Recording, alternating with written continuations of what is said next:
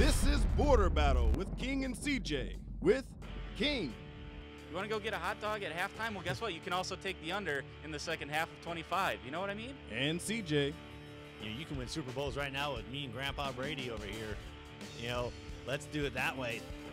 Presented by the fine students and faculty of the Oklahoma State University School of Media and Strategic Communications in beautiful Paul Miller Building.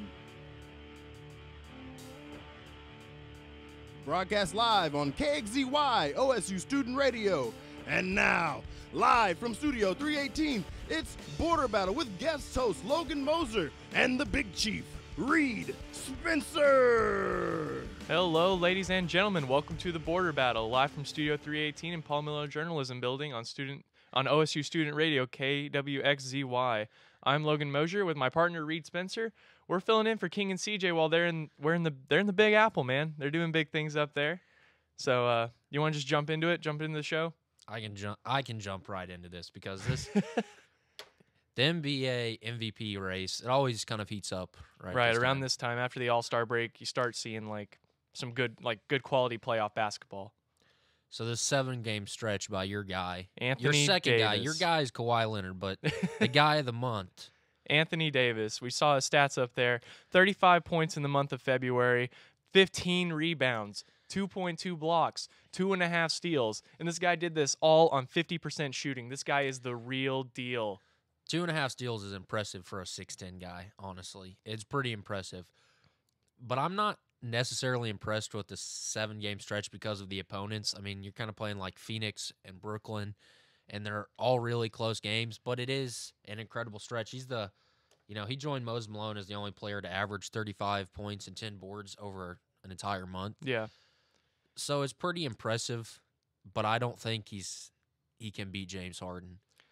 James Harden's the front runner right now, and the only reason, like you said, the level of competition wasn't as good in those games, but those are all NBA caliber players, and Anthony Davis has to put up those numbers, or the Pelicans don't win.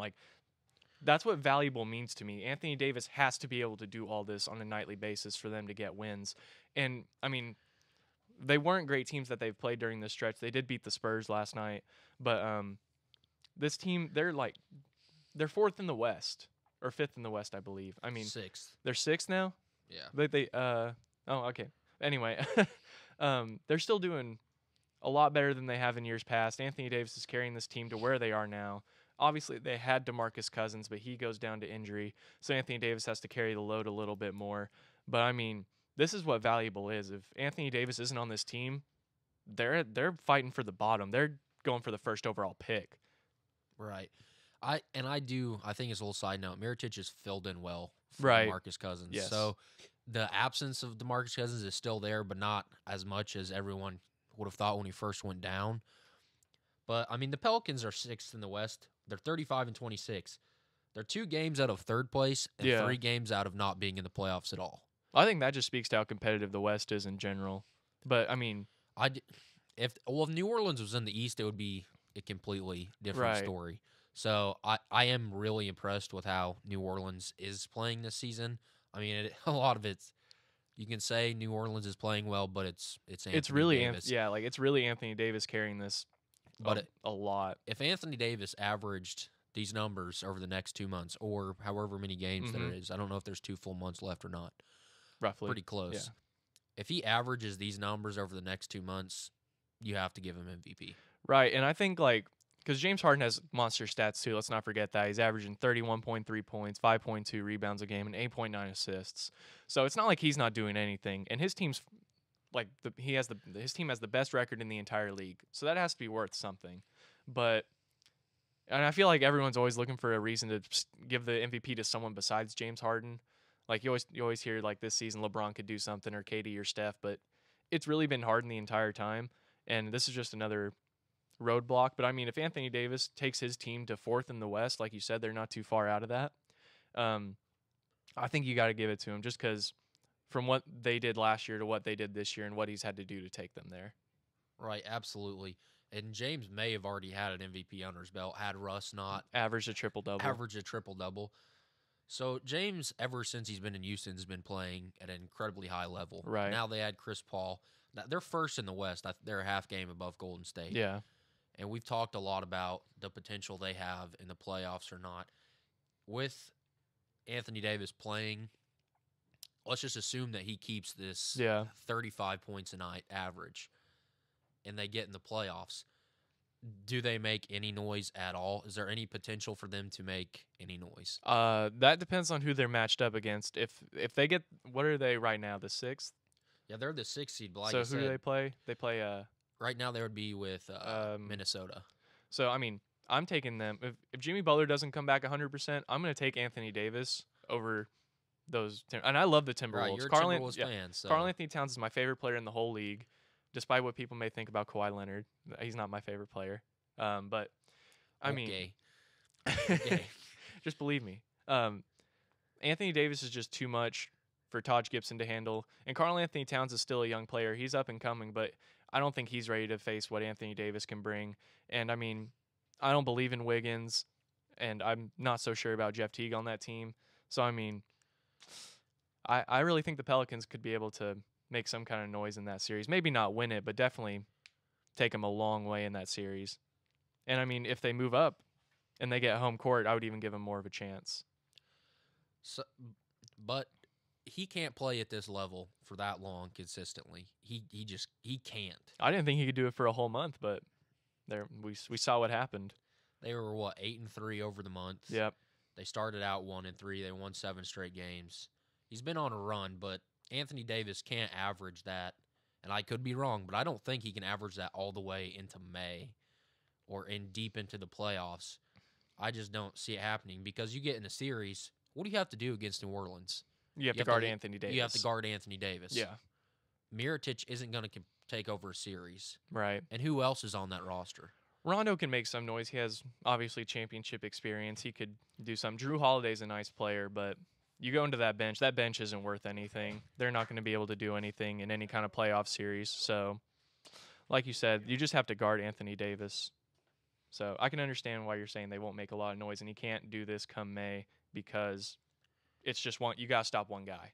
That's all it takes. So, right. I mean, especially in the West, it's not conducive to what New Orleans wants to do. They want to win.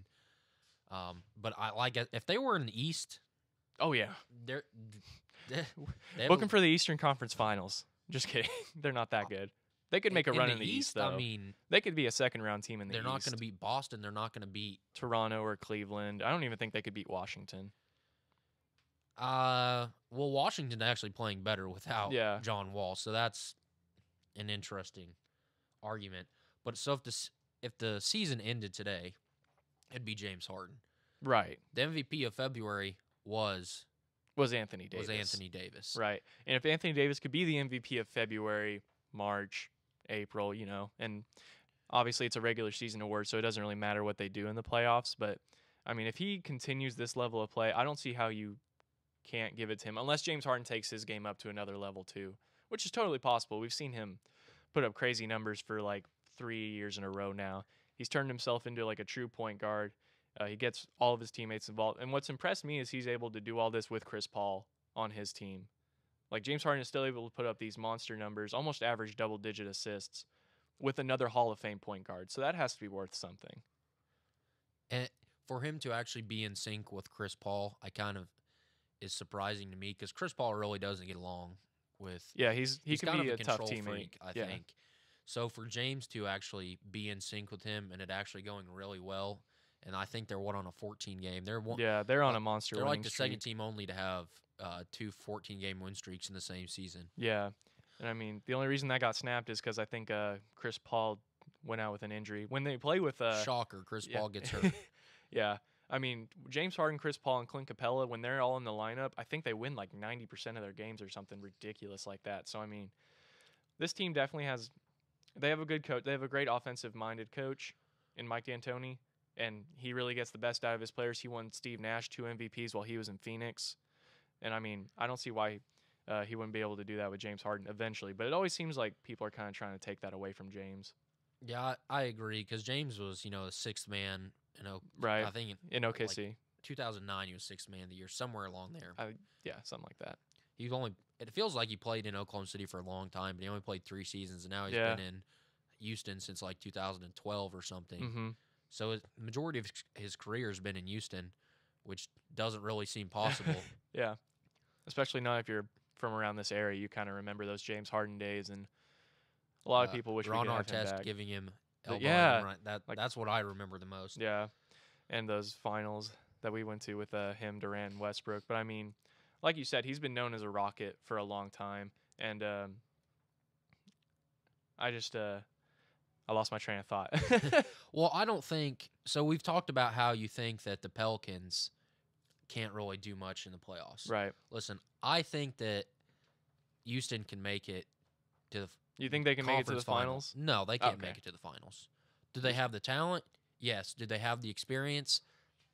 What's D'Antoni done in the playoffs? What's Chris Paul done in the playoffs? And I know Mhm. Harden went to the finals with the Thunder. Right. Harden has never been to the finals or been all that successful in the playoffs as the guy. Right. So when your guy that you go to, your best player is, what are you going to do? I think you can trust Chris Paul in those moments because part of the reason he's never made any like big run in the playoffs is largely due to injury, and that's not fair. Like whether you think that's fair or not to put that in that argument, that's up to you. But I mean, James Harden has a big knock against him is that he's not clutch in these playoff games and he makes big mistakes.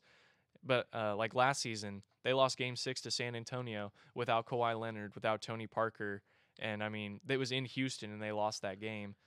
And they had a competitive series with the Thunder last year in the playoffs too. Eh. We got a game. I wouldn't have called it competitive. I was expecting a game. Yeah, that's true. When you only have Russ, it's kind of like with only Anthony Davis. You only have to stop one guy, and the Rockets could kind of do that. But like I was saying earlier, with James Harden not having a ton of success in the playoffs, that's something that he has to get over. And obviously, you can't take that into effect with the MVP because it's a regular season award. They have a playoffs MVP. It's called the Finals MVP. So I don't. And we don't even know what Anthony Davis is like in the playoffs because he's only made it once and got swept by the Warriors. Yeah, well, I think he's 1-24 against the Warriors in his career. That sounds about right, probably. So, I mean, and those are games probably the Warriors aren't trying incredibly hard to win.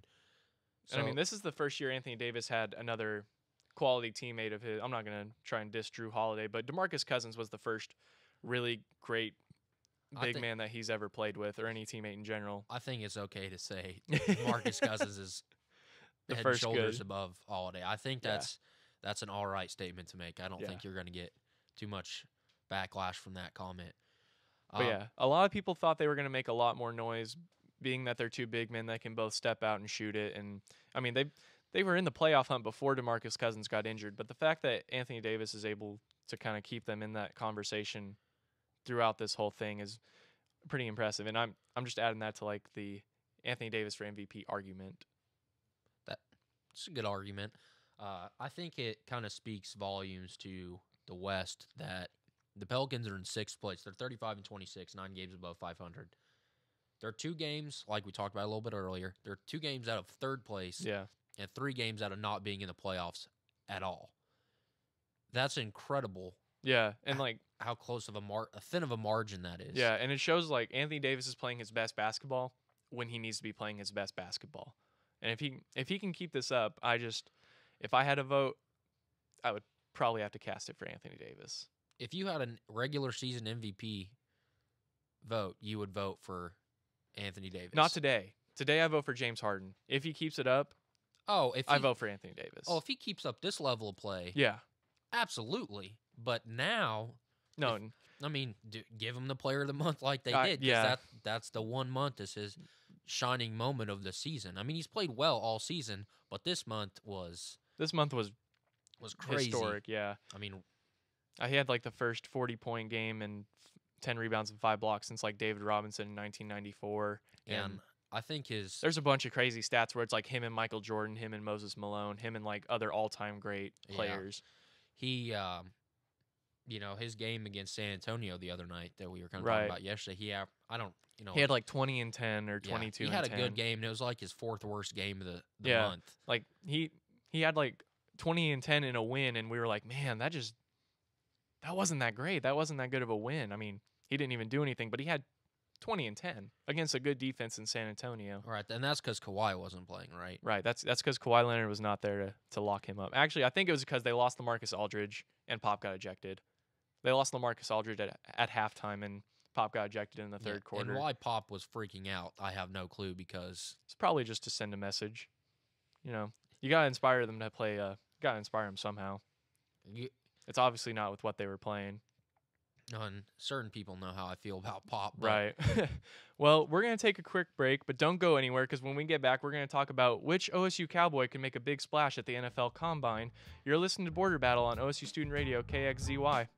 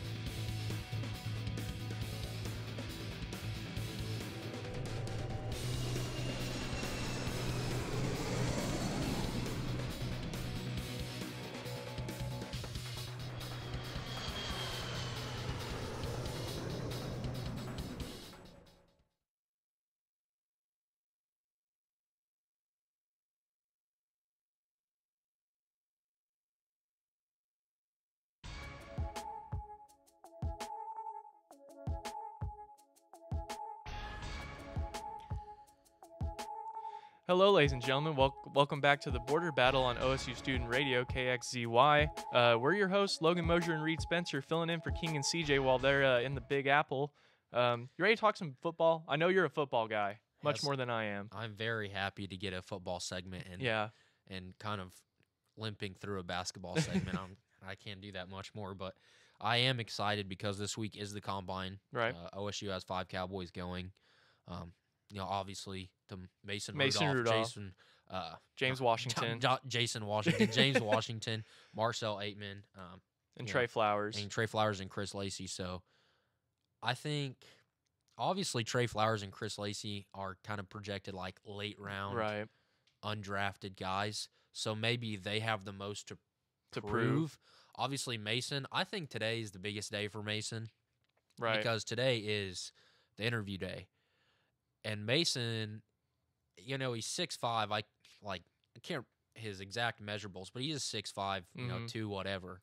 He's got a good quarterback body. The footwork and the arm and the accuracy are all questions, but I think Mason can kind of close the gap on everything in an interview because he is,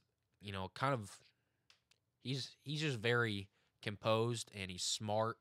And he has, I don't want to say good manners because that sounds weird, I guess you could say. But I think today is the biggest day for Mason to kind of let people know who he is and what he's about.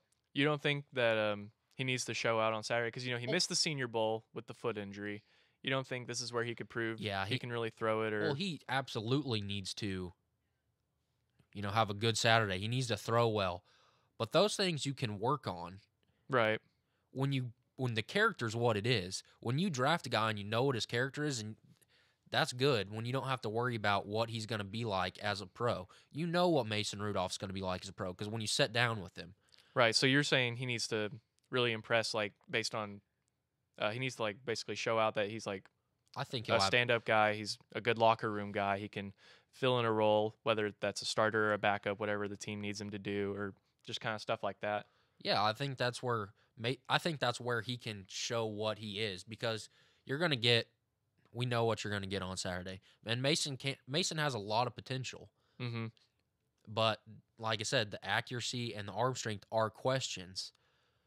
And if you do good on that, but a guy can sit in the war room in a draft and go, we can work on The footwork yeah, he and can the come arm. in and I hope Mason doesn't go in and start anywhere.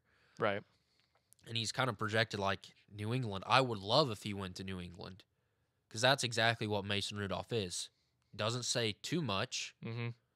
He's composed for the most part, and he can sit behind the greatest of all time. And learn, kind of and like learn. Jimmy Absolutely. Garoppolo did. And yeah, So, I mean, I think that would be the best case scenario for Mason. Do really well today, do the best you can tomorrow, and maybe, I don't think he sneaks in the first round, maybe mid-second. second or third Yeah. round. That's where I've seen him projected in the second or third round mostly. I do have a little bit of a question, though. Will he have a faster or slower 40 time than Tom Brady? Faster. You think faster? I was kind of reading something about him yesterday. They say what's weird about Mason is he doesn't have great straight line speed. So if he's running around the corner, he's fast. Yeah, but he's he's dead straight, Huh. not so fast. That's interesting. But yeah, he's not what you see like these typical like the new great quarterbacks like the Deshaun Watsons, the Carson Wentz's, and like Russell Wilson. He's not very mobile, but he could be one of those guys that can stand in the pocket and make the throw you need. Kind of like you said, like Tom Brady in New England. So I can understand why you see New England as a good fit. Do you think do you think he's a second round pick or a third round pick? I think Mason's a first round pick, is what Okay. I think, but I'm a little biased. Right. But I think that Mason has a very high ceiling, and why people have really kind of trashed him. I wouldn't say trash, but Mason didn't live up to expectations. They're the second ranked offense in the country. Like, sure, we all have those memories of Bedlam. You know, he wasn't accurate in the moments when we really needed him to be. But, I mean, he's 6'5". He's got the body that you want. Yeah. He kind of had some foot injuries and stuff, but as far as like a throwing shoulder and major injuries, Mason hasn't had them. So I'm not really sure why everyone's down on him because what he can, the things that are wrong with him right now, he can improve on. When you have a bad character and stuff like that, like Yeah. Baker Mayfield, no one's necessarily questioning. He's undersized. He's 6'1". Mm-hmm. He's fast. You can make that argument, but he's got some serious character issues. Right. He's definitely had like the off-field issues, stuff So, that you would raise questions. I have no clue how Baker jumped. so high in the mock so drafts. Yeah. So what do you think the ceiling is for Mason? Are we talking like a starter or he's a solid backup? Like, what's the max? The ceiling is to be a franchise quarterback. Like an MVP? And I really think that. I'm not saying that because or Yeah, in 'cause we're- Stillwater. yeah. I really think that Mason has a very high ceiling. That's not to say that he's going to do that, Mm-hmm. but I think the potential's there. And, some other quarterbacks with, Josh Rosen, Sam Darnold, Yep. Josh Allen, and your guy Baker. Whoa. Well, wait. a lot of projections are sending him to Denver, Oh. so he could very well be your just guy. because he plays for my Broncos doesn't mean he's my guy. Well, if he goes to Denver, I'm going to label him as your guy. You can bet on that. We just won't have a quarterback in my mind if we end up with Baker Mayfield. Well, you don't have one now. That's so true. You've been living with it's it. the same. Nothing changes. And Lamar Jackson is a guy that they kind of want to move to wide receiver. That's not going over too well with Yeah. him. So some of these other guys, Darnold and Rosen, a lot of the same issues. A lot of the questions with Rosen are, he speaks out about politics and Yeah. a lot of stuff like that. But the talent's there with all these guys. Josh Allen is like 7th in passer efficiency in the Mountain West, but people seem to love him. So NFL scouts are definitely different. They obviously know a lot more than I do, but how they measure guys is odd sometimes. But, you have Marcel Aitman and James Washington. I was just about to say, you want to get into basically wide receiver U. Like, we put out so many good wide receivers. Right, And absolutely. we've got 3 going into the combine. All of them could be possibly drafted. I mean, like you said earlier. Well, Aitman in Washington will definitely be drafted. Right. Chris Lacey, maybe he can sneak into the late rounds. Yeah.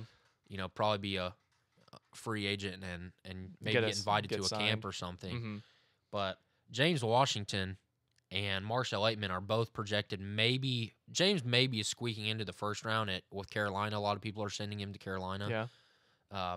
And Marcel kind of a late second, early third. I think that Marcel Aitman out of this entire group, and I know Jordan said it when they kind of did this segment a few weeks ago, Mm-hmm. I think Marcel Aitman has the highest, and I know I just Yeah. praised Mason, but The highest ceiling. like physicality and toughness, like Marcel Aitman, he's a man. Like yeah. he can go up and get any ball that he wants. Right. And that's kind of like, I've heard a lot of people say it's either James or Aitman. They could be the best receiver out of this class, either one of them. But the knock against James is his size. And like a bonus for Aitman is his size and his ability to go up and get jump balls whenever he wants. Who do you think is the better pro? Or who is more pro ready, I should say? Oh, that's a good question. Probably the way that, Marcel Aitman, and both of them need to get better at route running, because route running is not exactly a key in Yeah. Oklahoma State. It's kind of Go. do what you can. Yeah. So as far as who's most pro ready, probably Marcel, because of just how physical he is. Mm-hmm. And James kind of showed at the Senior Bowl that he can, get away from corners. He can break away. He can be physical. So he did show that. So I think it's pretty even. James is going to go first because of his speed. Right. But those are both guys that I would love to have. I'm a Chiefs fan. I'd love to have either one of them in Kansas City. Yeah. Absolutely. Do any of these guys make an impact right away, you think? James, I You think James can? especially if he goes to Carolina, I think. Yeah. And they need weapons in And Carolina. a lot of the, when you go into the pros, it's a lot of your situation, Yeah. I would say If you- a lot of you it's know, your situation, yeah, the if- I mean, majority of it. If you go to Cleveland, Yeah, you're it's done. over. It's Not a like chance. It's basically you didn't get drafted. Obviously, if you want to be a very, a successful wide receiver in the NFL, you need to have a subpar quarterback. Right. I mean, you don't want Cleveland. You don't want to go to the Jets, and they're probably going to draft the quarterback. But I mean, like right now, you want to go to a team that has a guy that can get you the ball. Right. And let's swing over to the only defensive player OSU had invited to the combine, Trey Flowers. And you said earlier you think he could potentially get invited to a camp, maybe won't get drafted or squeak into the late rounds. Is he do you think Trey Flowers has the potential to be an NFL safety, backup, starter, or otherwise? Probably kind of that backup role. Yeah. And I think he'll kind of be like Chris Lacey. If he doesn't squeak into those later rounds, he'll get into a camp Mm-hmm. and, get invited. But it's, the body type and how, the defense that we played at Oklahoma State isn't exactly conducive to making it in the NFL. Right. It's a different style of play. He's going to have to get bigger. But what does he have to do at the combine to impress scouts? Be fast, have good, Have a good 40. I mean, you just have to have, your numbers don't ever have to be off the charts, but they have to at least catch somebody's attention. Right. And it's in these interviews and all the stuff. All of it has to come together. But even if you have bad numbers, somebody's going to take a chance on him. So more or less for guys like that, it's being, having a good combine, not necessarily a great combine, but when you get into camp, be great in camp, make a difference in camp. So that's where guys like that are definitely going to make a difference. But, the 3 biggest guys are, Mason, James, and Marcel. Right. I'm not too crazy about this draft because everyone needs a quarterback. I'm not crazy about any of the quarterbacks. Not like you need to take that guy. Like when Andrew Luck came out, you need to take Andrew Luck. And I was looking at a mock draft this morning that has the Colts taking 3 of the first 4 picks because they trade everything to Cleveland with Andrew Luck. I don't think there's any way that Chris Ballard in Indianapolis will get rid of Andrew Luck. I don't think there's any way at all. Yeah. Well, that's all we got for the NFL Combine. Well, hopefully the Cowboys show out and make a big splash. We'll be right back. Whenever we return, we're going to catch you guys up on what we caught up on over the week. You're listening to The Border Battle on OSU Student Radio, KXZY.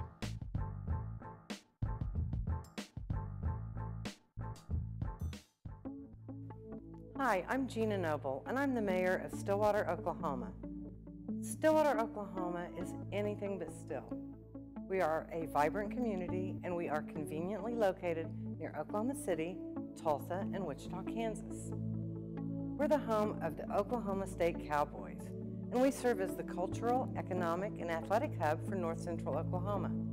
In fact, several Quality of Life magazines have recognized Stillwater as one of the nation's 100 top places to live and one of the best places to golf.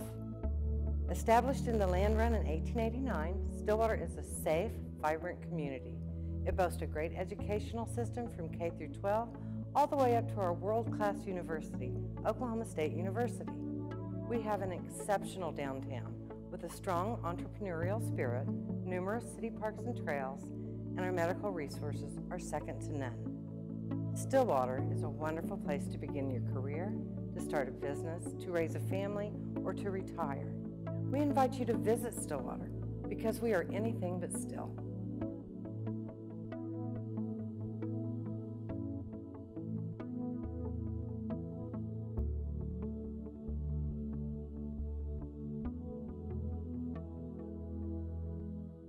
Think you're not involved in your community? Think again. Spending your money with local businesses is more than an economic choice. It's a way you can have a say in the look and feel of your hometown. This spring, I invite you to shop in downtown Stillwater. Downtown Stillwater is home to locally owned shops, boutiques, eateries, and dependable professionals that you can trust. Find the perfect gift for your graduate, have a delicious meal with mom, or just stop in to enjoy great spring savings. By creating a demand for local goods and services, you can ensure a place for the local businesses that help give our community character and keep it unique. On behalf of Downtown Stillwater, thank you for shopping local.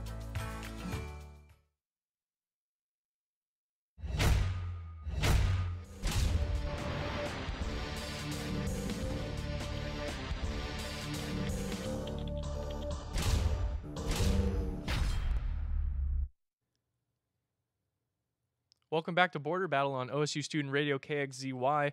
We're going to catch you guys up on what we got caught up on over the week, doing some ticker topics. You ready to jump into it, Reed? I am. All right, we're going to start off. Ryan Shazier, the Steelers announced he will not play with the team in 2018, but from what I've read, he still plans on making a comeback at some point. Do you think this is a good move for him, or he should stay away from football? Well, certainly, as Jordan kind of says when he talked about contract stuff, you don't want to spend another man's money. Right. But if I got paralyzed doing something, and this is a topic that if you went through it, you definitely have. You can say whatever you want, and if we obviously haven't lived it out, and hope we never do.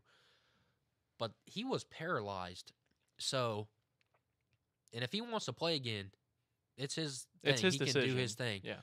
But I would really hope that maybe he turns into a line. And it would be a great story if he came back and was successful. He's a very good linebacker. Right. But it's just so scary. Yeah. When, he's walking a little bit now and kind of making strides to getting back to full strength. But that's scary. And I would hope that if he played again, that it didn't happen again. Yeah. Because, the play he got injured on, it's just a normal tackle. Like, everyone I talked to that, played football in high school and, everyone that knows anything about football that I've talked to says that's a normal, that's a clean tackle. That's good technique.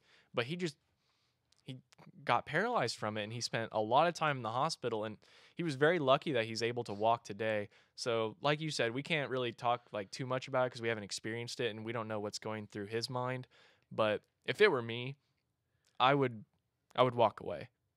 Because I'm lucky enough to walk away if I'm Ryan Shazier. Yeah, there's definitely a lot of money on the table when you're talking about stuff like that.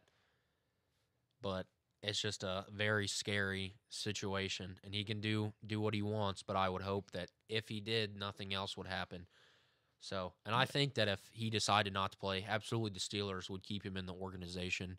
Yeah, and he could be a coach or maybe even a front office guy. I don't know how he's on the things like that.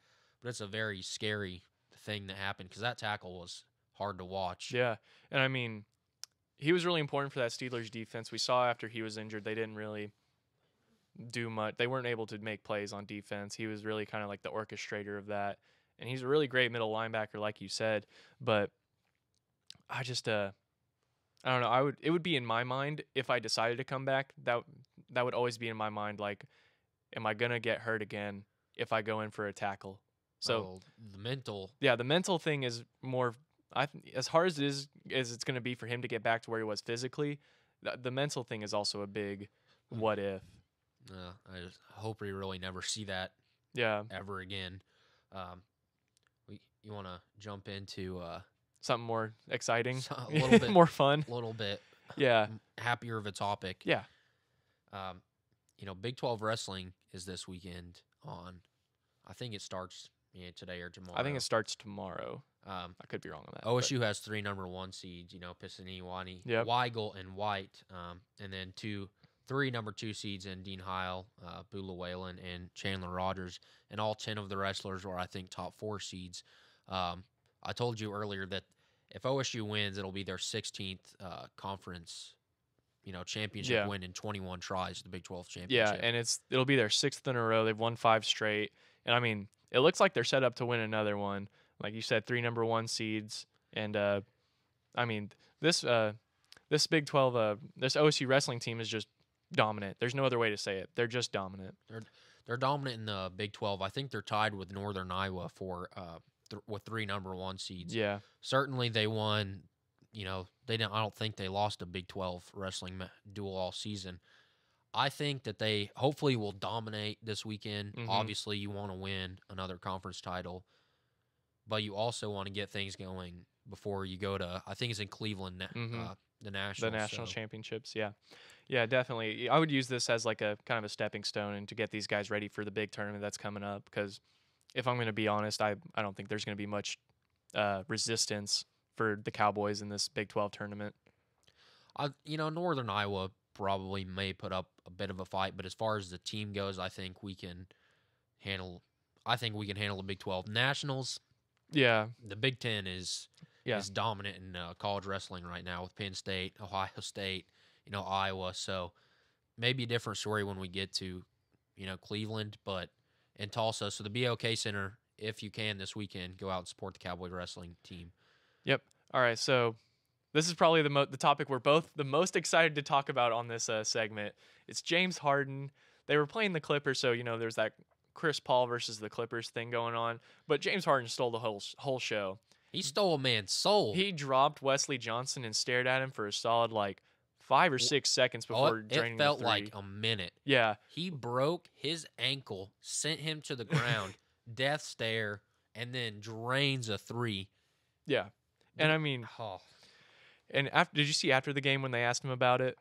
Oh, he laughed. He had to laugh a little bit, and I mean, I did too. Like that guy, he just dropped that guy and waited a whole 10 or 15 seconds. I thought the shot clock was going to expire before he shot it. So good. It was definitely the highlight of that whole game. And I mean, it was just something special, so we thought we had to tell you guys about it. Put the man down. We're going to jump into college basketball for a little bit. Shaquille O'Neal's son, Sharif O'Neal, was originally committed to Arizona, but amidst the FBI probe and the whole thing with their coach, he decided to decommit, and he is now going to UCLA. What do you think? I think it's kind of weird that he's staying in the Pac-12. I think we kind of looked up. He's playing college basketball in California. Yep. But, it came down, I think, between Arizona, LSU, and Kentucky. Shaq played at LSU. And then to go to UCLA with Alford's kind of moving past the LeVar Ball saga in UCLA. And UCLA is not immune to controversy. They had it this year, too. Right. But I did not see him committing to UCLA. I didn't either. I originally thought he was going to go to Kentucky. I didn't think he was going to go to Duke because Duke already has the top 3 recruits, and that would just be totally unfair. But I mean, I think this is the biggest win for UCLA. Obviously, congratulations to Sharif O'Neal. Playing D1 basketball anywhere is a big deal. But UCLA gets to move on from LeVar Ball as the big name parent. Now they get a real Shaq. basketball dad. They get Shaq. A real basketball dad. Yeah, that's going to be great for them. Merchandise. Shaq's going to be at the games. He's going to be wearing the gear. People love Shaq. Shaq does a ton of commercials, so he could probably do something for UCLA. I mean, this is just a big win, and I think Sharif is a kind of a steal because I think he's too lowly ranked in the top 100. He's 35th or something like that, but I think he's one of the better players in this draft class or in this upcoming freshman class. And Yeah, I think this is going to set up UCLA to make some kind of big run in March next year. Yeah, I mean, and real quickly before we go into another break, Sean Miller, why he decommitted from Arizona was Right. supposedly he's on wiretap of talking about the $100,000 payment to Ayton. Now maybe ESPN, Falsely reported that, or maybe we don't really know. We won't know until we hear the wiretap. Yeah. When that is, who knows? But Sean Miller, coached Arizona last night against Stanford. They won, wrapped up part of the Pac-12 right. season championship. Where this story's at, I honestly don't know, because he met with the president of the Board of Regents, and they decided that he's still good. So Right. Well, we're going to take a quick break, and when we come back, Reed and I are going to talk about OSU basketball's big weekend upcoming versus Kansas. So you'll hear all about that when we come back on OSU Student Radio, KXZY.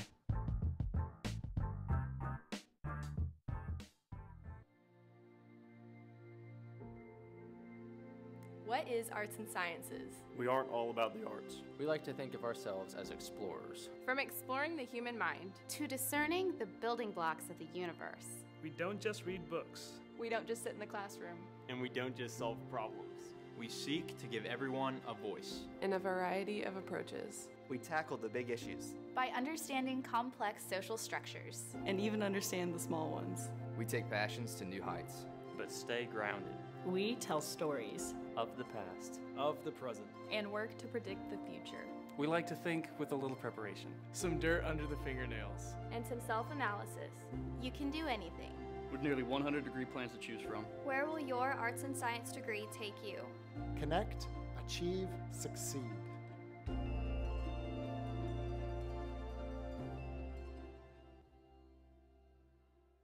To our neighbors and friends, we come to you today to let you know what's on our hearts. Because you're the reason what we do is so much more meaningful than a job. The reason we believe in the power of investing in tomorrow and the power of community. So this is simply thank you. As we step boldly into a time of growth and change, consider this our promise that every investment in our hospital is an investment in our communities. This spring, I invite you to shop in downtown Stillwater. Downtown Stillwater is home to locally owned shops, boutiques, eateries, and dependable professionals that you can trust. Find the perfect gift for your graduate, have a delicious meal with mom, or just stop in to enjoy great spring savings. By creating a demand for local goods and services, you can ensure a place for the local businesses that help give our community character and keep it unique. On behalf of Downtown Stillwater, thank you for shopping local.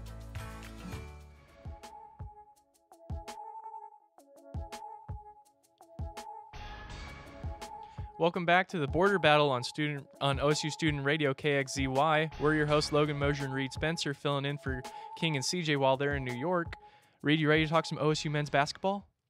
I am, because we get excited about these big games because we might actually win them. Yeah. So, and we did win in the Hilton Coliseum, and at Iowa State and wherever Iowa State is. In Ames. Yeah, Ames. That's the whole thing is Ames. Yeah. But yeah, I mean, we beat KU at Kansas earlier in the season, and we have the potential to sweep them for the season, which I don't even know if we've ever done as a school.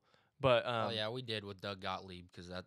Oh yeah. Somewhere along the way, back with Eddie. That's true. But this is still a big game because it seems like this Cowboys team just keeps getting themselves on and off the fringe of a tournament team. No, I don't. A lot of people are kind of clinging on to that hope. I think even if they win tomorrow, even in dominating fashion, even if they dominated KU, the only way they're making the tournament is if they win the Big 12 tournament and get an automatic bid. That is the only way, because this team's RPI is awful. Yeah. But they have so many big-time wins, but they have some weird losses. Yeah, I mean, 2 losses to Baylor, but you have wins over number 6 Kansas, number 6 Texas Tech, OU when they were ranked. I mean, you have a quality list of wins, but you also just have the strangest list of losses I've seen in a long time from any college basketball team. I mean, how do you dominate basically the top of the conference but struggle to beat the bottom half? 7th in the conference, which we won't finish last. True. So whoever picked us to finish last, everyone, you were wrong. Everyone, we were 7th, not 8th. This team, the 1-point loss in Fayetteville, the 1-point loss in Austin, going to Manhattan, losing by a few points, Lubbock, those close games, getting blown out by TCU twice, getting blown out by Baylor twice. Those are really, really hard games to get over, especially when they were all following, when they played those games, they're following up big-time wins. Right. So the sweep to TCU and the sweep, K-State's a good team, but to get The swept Baylor. and get swept by Baylor, those are hard to overcome. So like I said, the only way that they get in the tournament is if they win every game in Kansas City. Right. I mean, it's definitely going to be tough for this team to make it to the tournament, but I think if they show out on Saturday, you sweep Kansas. Like, sweeping Kansas is a big deal. They're Big 12 champions for a record 15 times in a row. I mean, there's a lot of impressive wins, and I don't know how, as a committee, you're always looking for a Cinderella story. If this team matches up with one of the higher seeds, like, this is a potential Cinderella team, because obviously we play well against big teams.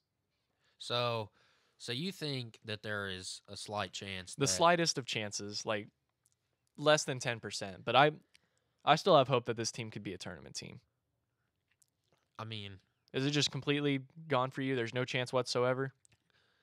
Listen, every year, they're at the bottom. They're like, let's say they're in the last 4 out in, the bracketology, whatever you want to look at. They're on the bubble. Right. Every year, it seems like, when you get into these tournaments, a team, maybe in the SEC, who's also on the bubble, but they clinch that automatic bid. And then, like, the whole tournament fills up in no time, and there's no place left for us. Every year, there's a team that should have been in that gets left out. And I don't think we have necessarily earned a spot to be in there. They haven't won the games that they absolutely had to win. Because, like I keep referring back to, a couple weeks ago we said, you have to win at least, if you get 2 out of 3 with the West Virginia, Texas Tech, and Kansas. Yep. If you get 2 out of those 3, they haven't even played all 3 games. They already got 2 of them. But they lost just about every game besides Iowa State in the middle. Yeah, they lost a close game to Texas on like a buzzer beater, totally dominated by TCU. Pretty much run out of the gym by Kansas State as well. And Baylor. And Baylor. So, I mean, yeah, there are a lot of, like we've said, there's a lot of like rough losses on this team's record, but I just think if they show out, if they beat Kansas on Saturday and make a big showing in the Big 12 tournament, I don't know how you can't put us in as one of the lower seeds. And I mean, if this team doesn't even make the tournament, I think this team's set to make a big run in the NIT, which, I mean, isn't anything to be super excited about, but I mean, it's still something. Well, and we talk about this a lot. We always do, we do a radio show every Friday, and we always kind of give a Cowboy basketball update. Yeah. And we have a lot to talk about because we have a lot that happens between the Friday and the following Friday. 2 big games. And it seems like every time we did the show, Saturday, we have to win Saturday. Well, we win Saturday. And then all of it falls apart on Monday or Tuesday. Well, maybe we should just do more shows. Maybe if we did more shows, they'd win more games. That is a very valid point. But I mean, I don't know. They have to do a lot to win against Kansas on Saturday, because I know Gallagher I was going to be rocking, but Kansas is coming. You beat them at home, they're coming. They don't want to get swept by us. Exactly right. Bill Self took an L. He does not like that. They've locked up the Big 12. They take it personal. It's our senior night. Exactly. They're playing their best basketball, and like we both said they would, once we get into late February, early March, Kansas is going to take over. Yep. It's not, I don't think that it's going to be fun tomorrow in Gallagher Eye, but I hope I'm wrong. But I've been wrong on this team plenty of times. But if anyone can win a big game, it's these guys. Yeah, these guys are ready. They know what to do. I mean, they have a lot of really impressive players that know how to play the game right, and Bill Self's an amazing coach. So they're going to be ready. They've been preparing for this ever since they finished their last game. They've been ready. They've been game planning. And I mean, this will be a test for Mike Boyden to see how well he can coach this team in a game that's going to be, even though you're at home, it might feel like a road game. Not that the crowd won't be there, just that Kansas is going to be coming in. They might be able to silence Their the dominance crowd. and how they approach the game would be like an Allen Fieldhouse, is what Yeah. you're saying. Yeah. I could see that. Certainly, it is senior day, so it's going to be the team's going to be emotional. Right. There's Travar Shine is, I think he's listed as junior. He's projected. He's going to graduate in May, but he has 1 year of eligibility left. But he's going to go ahead and walk with the seniors and Jeffrey Carroll and Mitchell Solomon. Yep. And there was one other. I thought there were 4. Well, Kendall Smith's a Yeah, grad yeah. transfer, so it'll also be his senior night. But if these guys, especially Jeffrey Carroll and Mitchell Solomon, if they can ride the wave of emotion and take over the game, I think there's maybe a sliver of hope. Yeah. I mean, look, whenever in the last game we played Kansas when we won, we shot 44% from 3. They shot 36. That's going to, like, the shooting is going to be super important. We're going to have to be really efficient, and we've struggled with that at times this year. We're not a great three-point shooting team. We're not a great free throw shooting team either. So especially when it's mattered a lot this season. But like the win in West Virginia, the win against Texas Tech, the win against OU, all of their big-time wins, we've shot the lights out. Lindy Waters has just been like, it's been incredible how well they've shot the ball. And Kendall Smith, the big shots against OU and, you know, Lindy in West Virginia, and everyone seemed like had big shots against Texas Tech. And in Lawrence, you know, Cam McGriff had a big game. Yep. A few guys are going to have a big game. The shots are going to have to fall because the shots are going to fall for Kansas. That's just how it goes in college basketball. They fall for Kansas. So this team, they weren't supposed to win in Lawrence. They went into the fog and they won. So it's easy to put a cap on the potential of this team, but no one knows what it is because they win a lot of these games that they're just really not supposed to win. Right, and I mean, we've seen Lindy Waters recently. He's had an excellent shooting streak. He's really, like, taken his game to another level for me, it seems. And Jeffrey Carroll has really made an improvement. He's kind of like what we saw last year. He's kind of the Jeffrey Carroll of last year, where he's scoring a bunch, and he's efficient. That's the best thing, is he's efficient. He's getting 20 a night, but it's not on 20 shots. It's like on 9 shots, and he's getting to the free throw line, and he's getting other people involved, which I think is a big key to success with this team. If they can get the ball moving and get everybody involved in Gallagher-Iba, I think they can get the crowd going and give us a good chance to beat Kansas. It's certainly possible. You can't say, you know, anything is possible, especially in sports. I'm just afraid of how mad Kansas is going to be. Yeah, I'm worried about what Devontae Graham's going to do to us because, I mean, last year it was last year we saw Kansas came into Gallagher-Iba and throttled. Yeah, I mean, Frank Mason III just showed out against us and really showed who was, like, he was a senior that year, and he really showed what it was like to be a senior, not having ever won in Gallagher-Iba, and that team really showed what Kansas could do if Kansas wanted to win against us. Yeah, and you know, we've been talking about this, you know, this segment with the loss that they took at Kansas. It's kind of a little bit more personal. Right. If Mitchell Solomon can't have like 3 fouls 10 minutes into the game, SEMA can't get fouls. And with Big 12 officiating, you don't know. Yeah. Because that's more inconsistent than we've been this season is the officiating, and that's just everyone can agree on that in the Big 12.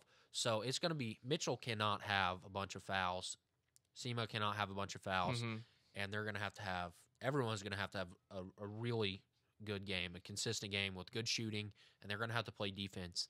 But if anyone, you know, Coach Boyden, through this entire process, this from when he was hired until now, I just believe in him. Right.